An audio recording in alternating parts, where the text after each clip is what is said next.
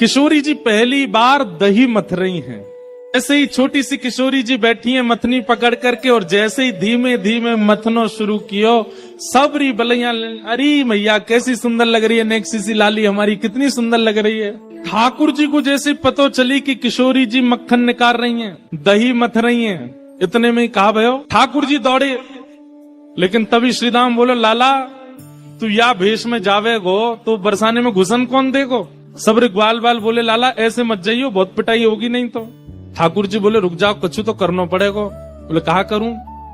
छोटी सी गोपी बनकर के किशोरी जी बनकर के पहुंच गए, और छोटी सी लाली जैसी आई तो कोई ने रोके भी नहीं। और इतने बड़े बड़े लोग हैं भीतर से, अरे नेक इतको हटाओ, मेरी सखी दही निकाल रही, मैं देखने जाऊंगी। अरे अरे लाली तू आगे आजा, तू आगे। सब लाली समझ के आगे आगे करते चले गए। ठाकुर जी पहुंच गए बिल्कुल जहां किशोरी जी मथ रही हैं, और चुपचाप वहां जाके खड़े है गए। अगल बगल वाली गोपी कहें, अरे कौन की है। ठाकुर जी कहें, तो क्या करना है, कोई की हूं मैं। अरे बड़ी चपड़ चपड़ बोले, हाँ तो अपने छुरा करा दियो ब्याह मोते। जैसे ही किशोरी जी ने अपने छोटे छोटे हाथन से मक्खन निकाल करके एक पात्र में भरना शुरू कियो, ठाकुर जी के तो मुंह में पानी आ गयो। इतने में सब सखी बधाई देने लगी, अरे कीर्ति मैया बधाई हो, लाली ने पहली बार माखन निकारो है।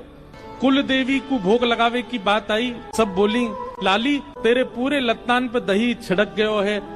किशोरी जी दूसरे लत्ता दूसरे वस्त्र पहनने गई। सब सखियां भी किशोरी जी को तैयार करने गई। छोटी सी किशोरी जी चली गई, उन्हें एक सी एक सखी रह गई भीतर। ठाकुर जी गोपी बोली, अरे तू ना जावेगी लत्ता बदलवे। ठाकुर जी बोले, अरे आजकल माखन चोर बहुत डोल रहे हैं ब्रज में, मैं यहाँ की रक्षा करूंगी, तुम सब जाओ। गोपी बोली, अरे बड़ी सुगर छोरी है, देख कैसे यहाँ के मन में आई कि रक्षा करेगी यहाँ की।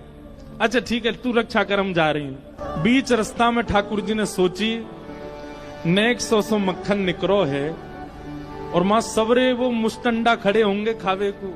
अरे नेक 100 तो है, सबन को बांटना पड़ेगा। तो ठाकुर जी ने मन में विचार किया, एकांत कहीं देख के मैं ही पाए लाऊं याकू। तभी एक वृक्ष के नीचे ठाकुर जी बैठ गए, और अपना स्वरूप भी नहीं बदला है, और एक वृक्ष के नीचे बैठ करके जैसे ही मक्खन ठाकुर जी ने अधरसों लगायो, और मक्खनन को तो स्वाद आवे, लेकिन किशोरी जी के हाथ से निकसो मक्खन जैसे ही ठाकुर जी के अधर पर गयो, अधर पर जाते ही ठाकुर जी तो बेसुध होके मूर्छित होके गिर पड़े वहीं पर। आहा ऐसा स्वाद आ रहा है।